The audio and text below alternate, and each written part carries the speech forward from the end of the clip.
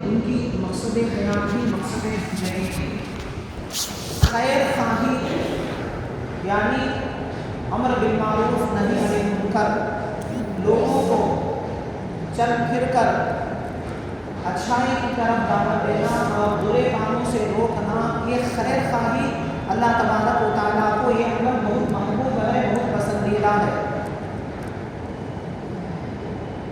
پوچھنے والوں نے کسی اللہ والے سے پوچھا، حضرت یہ امر بالمعروف نہی عن المنکر جو کہ تبلیغی حضرات کرتے ہیں، کیا اس کام کو کرنا ضروری ہے؟ کیا یہ کام کرنا فرض ہے؟ کیا یہ کام کرنا واجب ہے یا سنت ہے؟ اللہ والے نے انہوں نے کتنا بہترین جواب دیا۔ انہوں نے کہا، آپ لوگوں کی طرف نگاہ ڈالو، لوگوں کا حال معلوم کرو کہ مسلمانوں سے فرائض اگر چھوٹ رہے ہیں تو امر بالمعروف نہی عن المنکر کرنا فرض ہے۔ اگر لوگوں سے واجبات چھوٹ رہی ہیں تو امر بالمعروف نہی عن المنکر یعنی لوگوں کو اچھائی کی طرف بلانا، برائی سے روکنا واجب ہے۔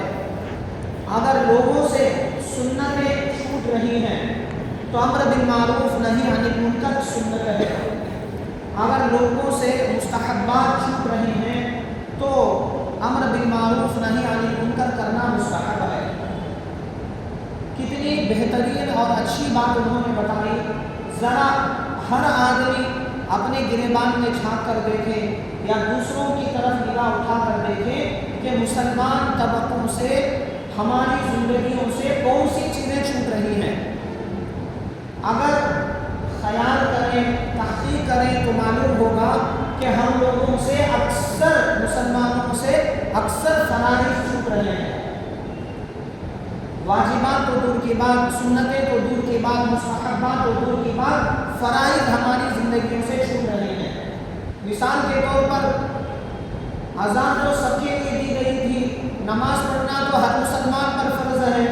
اذان دینے کے بعد کتنے لوگ اپنے فریضے کو ادا کرنے کے لیے آئے ہیں اور کتنے لوگ نماز کو چھوڑ دیے۔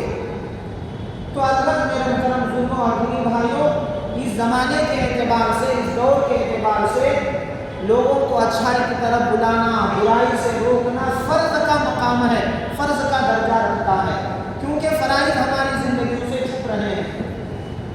یہ خیر خواہی اللہ تبارک و تعالیٰ کو اتنی پسند ہے۔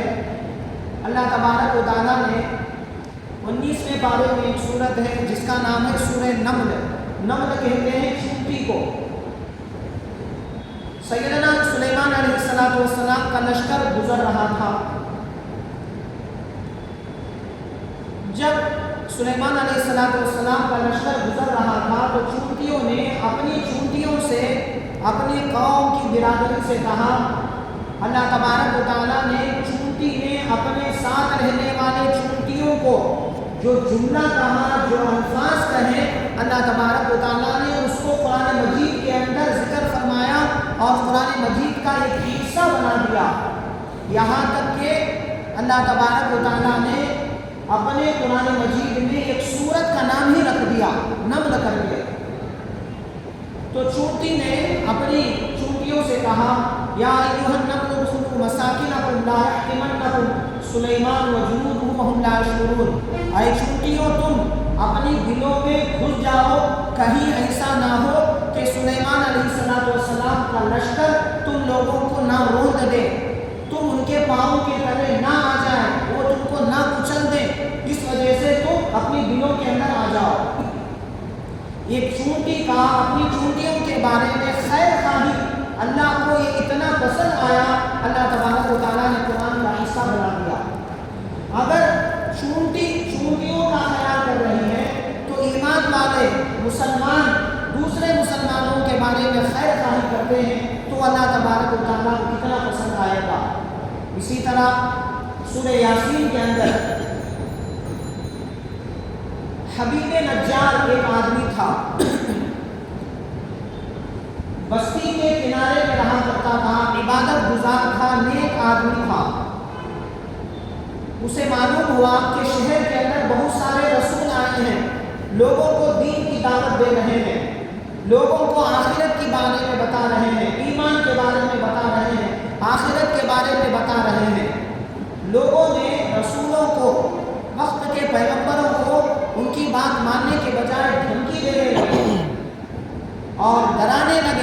جان سے قتل کرنے کا ارادہ کیے تو حبیب نجار جو کارپینٹر تھا، چکلے وغیرہ کا کام کرتا تھا، اس آدمی کو معلوم ہوا کہ شہر کے اندر رسول آئے ہیں، لوگ ان کو دھمکیاں دے رہے ہیں، تو فوراً دوڑتے ہوئے آیا، لوگوں کے پاس پہنچا اور لوگوں کو کہا، دیکھیے خیر خواہی، لوگوں کے پاس پہنچا اور کہا کہ جو رسول آپ کو دین کی دعوت دے رہے ہیں یہ برحق ہے، ان کی بات مان لو، ان کی بات 100% صحیح ہے، ان کی بات ماننے پر تمہارے لیے کامیابی ہے۔ جب یہ باتیں اس نے کہا تو لوگ، شہر کے لوگ ماننے کے بجائے یہاں تک کہ اسے اتنا مارا، اتنا ستایا کہ وہیں اس کو شہید کر دیا۔ تو اللہ تبارک و تعالیٰ نے اس واقعے کو بھی 23ویں پارے کے اندر سورہ یاسین کا ایک حصہ بنا دیا۔ کیوں؟ کیونکہ اس نے جو عمل کیا وہ عمل اللہ تبارک و تعالیٰ کو پسند آیا۔ تو الغرض میرے محترم بزرگ اور دینی بھائیوں، لوگوں کو اچھائی کی طرف بلانا، برائی سے روکنا اس دور کے اندر بہت ضروری ہے، کیونکہ برائیاں، گناہ، نافرمانیاں بہت زیادہ عام ہوتے جا رہے ہیں۔ انسان نیکیاں کم کرتا ہے، گناہ زیادہ کرتا ہے، اللہ کے احکامات پر عمل کم کرتا ہے، اللہ کے احکامات کو زیادہ توڑ رہا ہے، اللہ کی فرما برداری انسان کم کر رہا ہے، نفسانی چاہتوں پر، خواہشات پر انسان زیادہ چل رہا ہے۔ تو اس گئے گزرے زمانے میں اللہ تبارک و تعالیٰ نے اس کام کو چلا کر امت مسلمہ پر بہت بڑا احسان کا معاملہ فرمایا۔ علامہ افغانی رحمۃ اللہ علیہ اپنی کتاب کے اندر یہ قول نقل فرماتے ہیں، اگر اس کام سے کوئی آدمی سستی برتے گا تو اللہ تبارک و تعالیٰ کسی کا محتاج نہیں، اللہ جس سے چاہے کام لے لیتے ہیں، لیکن ہم لوگوں کو ڈرتے رہنا چاہیے کہ کام ہم سے چھوٹ جائے، کہیں ایسا نہ ہو کہ ہم اللہ کی گرفت میں آ رہے ہیں، اللہ کی پکڑ میں آ رہے ہیں، اللہ ہم سے ناراض ہو چکا ہے، شاید اس وجہ سے اللہ ہم لوگوں سے کام کو چھین لیا ہے۔ تو علامہ افغانی رحمۃ اللہ علیہ فرماتے ہیں، عرب حضرات اس کام کے اندر سستی برتے، کاہلی کیے، لاپرواہی کیے تو اللہ تبارک و تعالیٰ نے ان سے کام کو چھین لیا اور اجمیوں کے حوالے کر دیا۔ اور اس کے بعد اجمی حضرات اس کام سے سستی کیے، لاپرواہی کیے تو اللہ تبارک و تعالیٰ نے ان سے بھی لے لیا اور ہندوستان والوں کو دیا۔ اگر اس کام کے اندر لوگ سستی کاہلی برتے رہیں گے تو اللہ تبارک و تعالیٰ کسی اور سے، یہاں تک کہ اللہ تبارک و تعالیٰ شان بے نیاز ہے، اگر چاہے تو انسانوں سے نہیں، اللہ تعالیٰ پرندوں سے، درندوں سے، جانوروں سے بھی کام لے سکتے ہیں، وہ بڑی شان والے، شوکت والے، بڑے بے نیاز ہیں اللہ تبارک و تعالیٰ۔ تو اس لیے میرے محترم بزرگوں اور دینی بھائیوں، بہت ڈرتے رہنا چاہیے، ڈرتے ڈرتے اس کام کو کرتے رہنا چاہیے۔ مولانا زکریا رحمۃ اللہ علیہ شمائل ترمذی ایک کتاب ہے، اس کے اندر بڑے بڑے گناہ کون سے ہیں وہ لکھے ہیں، حضرت نے 18 بڑے گناہ لکھے ہیں، ان میں سے ایک گناہ یہ بھی لکھا کہ امر بالمعروف نہی عن المنکر کو چھوڑ دینا، یہ بھی کبیرہ گناہوں میں سے ہے۔ آدمی جب لوگوں کو اچھائی کی طرف دعوت دیتا رہے گا، برائیوں سے روکتا رہے گا تو انسان گناہوں سے بچے گا، نیکی کی طرف آمدہ ہوگا۔ گھر میں، دکان میں، بازار میں، ہر جگہ یہ چیز اس زمانے کے اندر ضروری ہے، کیونکہ گناہ اسی کے حساب سے ہو رہے ہیں۔ حضرت عیسیٰ علیہ السلام کے بارے میں آپ کو معلوم ہے، ایک مرتبہ سیدنا عیسیٰ علیہ السلام ایک بستی سے گزر رہے تھے، گزرتے دیکھا کہ ایک بستی پر اللہ کا عذاب آیا ہوا ہے، ساری بستی اللہ کے عذاب میں گرفتار ہے، وہ ساری بستی ہلاک ہو گئی، اللہ کے عذاب میں گرفتار ہو کر برباد ہو گئی۔ عیسیٰ علیہ السلام کے بارے میں آپ کو معلوم ہوگا، سنا ہوگا، اللہ تبارک و تعالیٰ نے ان کو اتنا بڑا معجزہ دیا تھا کہ وہ مردوں کو ان کی آواز پر زندہ کرتے تھے۔ تو بستی بستی سے گزر رہے تھے، انہوں نے کہا فصب علیہم ربک صوت عذاب ان ربک لبالمرصاد، اس بستی والوں پر اللہ تبارک و تعالیٰ کے عذاب کا کوڑا برسا ہے، یعنی ان بستی والوں پر اللہ کا عذاب آیا ہے، یہ لوگ اللہ کے عذاب کی وجہ سے سارے بستی والے ہلاک و برباد ہو گئے۔ تو عیسیٰ علیہ السلام گزرتے ہوئے اس بستی سے آواز دیے تو بستی والوں نے لبیک یا رسول یا نبی اللہ، کہا اے نبی ہم حاضر ہیں۔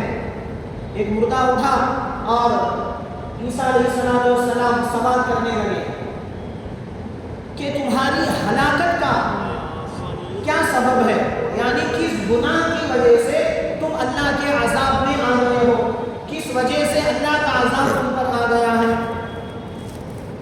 تو بولنے والے اس مردے نے کہا اے عیسیٰ علیہ السلام، ہمارے اندر دو چیزیں تھیں، ہمارے اندر دو چیزیں تھیں۔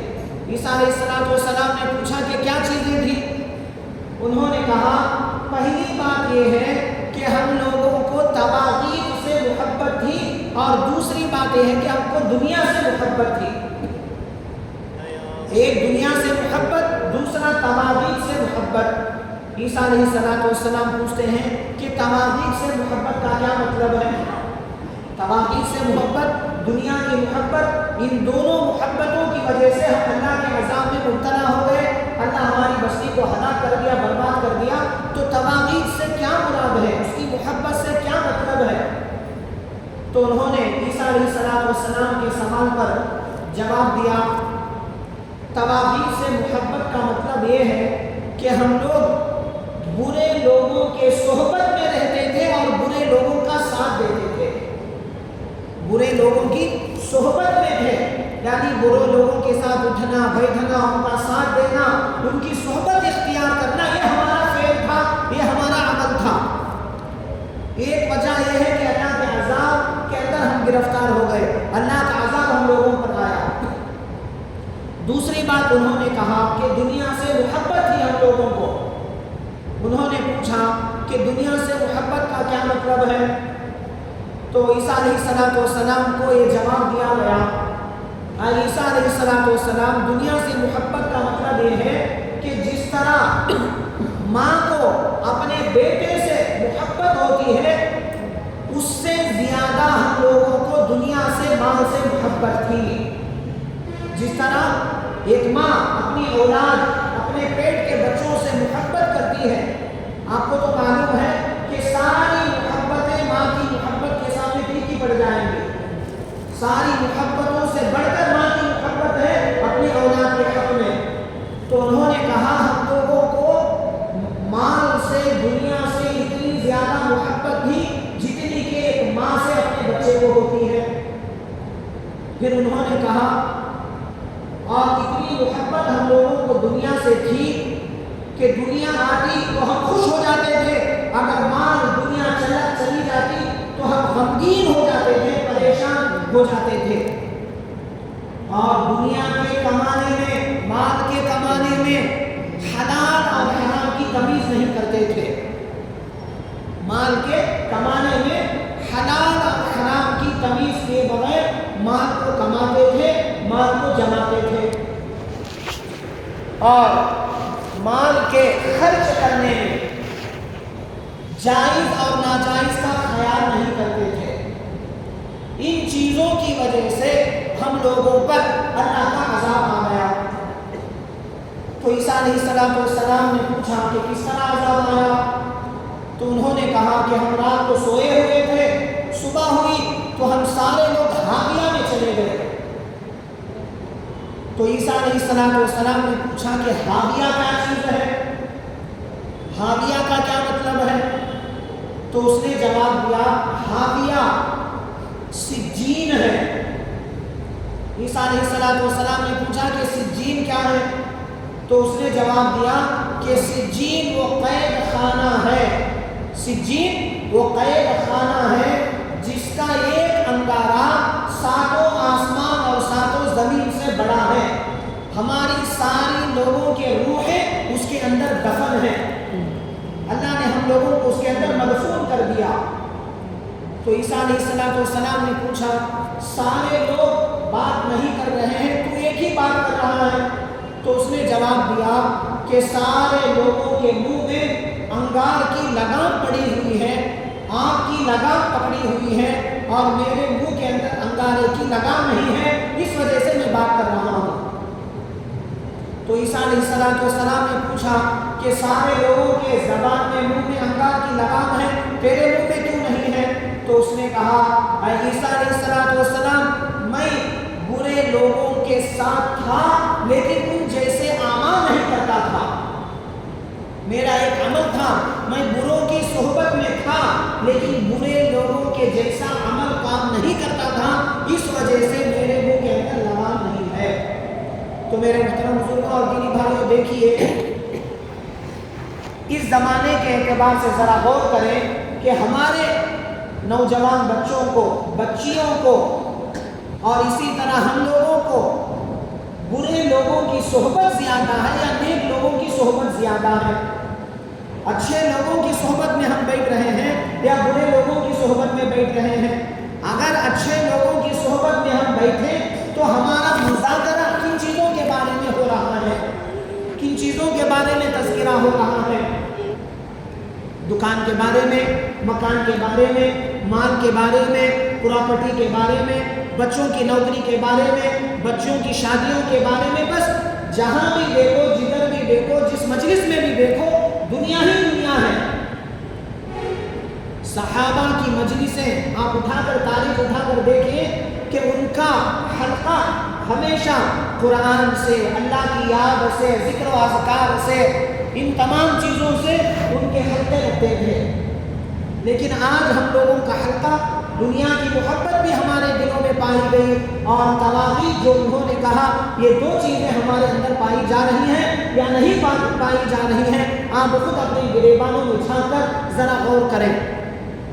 تو اس لیے میرے محترم بزرگوں اور دینی بھائیوں، اللہ تبارک و تعالیٰ نے سارے عالم کے اندر، ساری دنیا کے اندر اس کام کو چلا کر امت مسلمہ پر اللہ نے بہت بڑا احسان کا معاملہ فرمایا۔ تو خیر خواہی، نیکیوں کی طرف لوگوں کو دعوت دینا اور برائی سے بچنا، لوگوں کے ساتھ ہمدردی کا معاملہ کرنا، یہ سب ضروری ہیں، فرض کے درجے میں رکھتی ہیں، کیونکہ فرائض ہماری زندگیوں سے چھوٹ رہے ہیں۔ تو اس لیے میرے محترم بزرگوں اور دینی بھائیوں، اللہ تبارک و تعالیٰ نے ہم لوگوں کے لیے پچھلی امتوں کے مقابلے میں مختصر چھوٹی زندگی دے کر بھیجا ہے۔ سیدنا نوح علیہ السلام کے بارے میں سنا، انہوں نے 950 برس تک لوگوں کو دین کی دعوت دیتے رہے، لوگوں کو بھلائی کی طرف بلاتے رہے، ایمان کی دعوت دیتے رہے، اور ان کی امت کی عمریں بھی لمبی لمبی تھیں، لیکن اللہ تبارک و تعالیٰ نے اس امت کی عمروں کو مختصر کر دیا ہے۔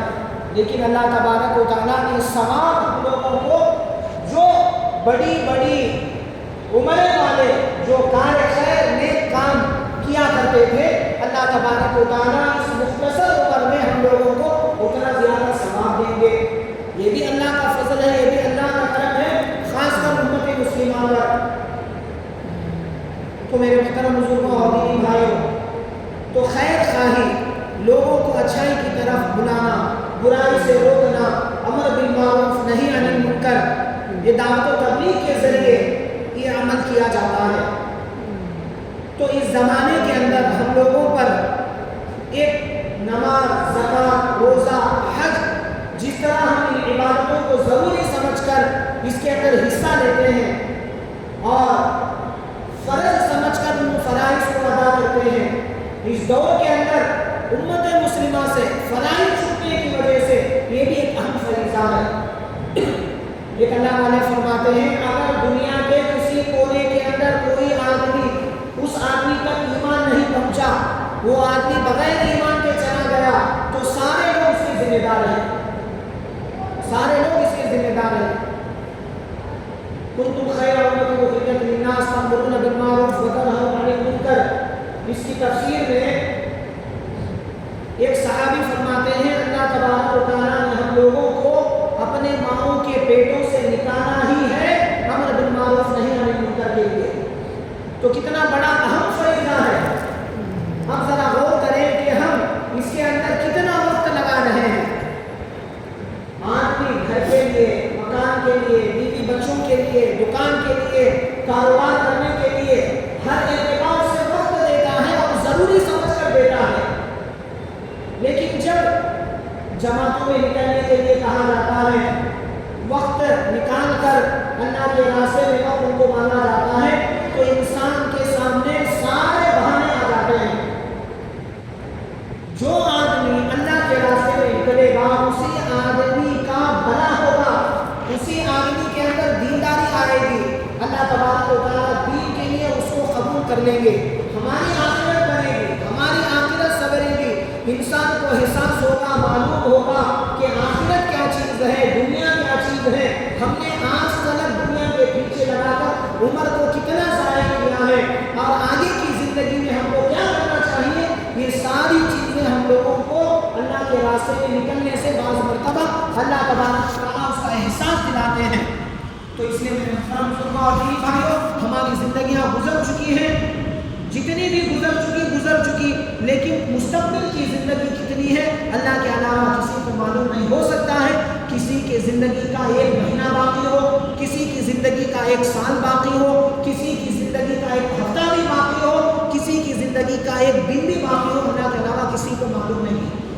वक्त आने से पहले हम तैयारी कर लेंगे तो हम कामयाब होंगे। मरने के बाद की ज़िंदगी जो लामहदूद ज़िंदगी है, कभी भी ख़त्म होने वाली ज़िंदगी नहीं है, उस ज़िंदगी के अंदर हम कामयाब होंगे। तो इसलिए मेरे मोहतरम बुजुर्गों और दीनी भाइयों, जमात इंशाअल्लाह जोड़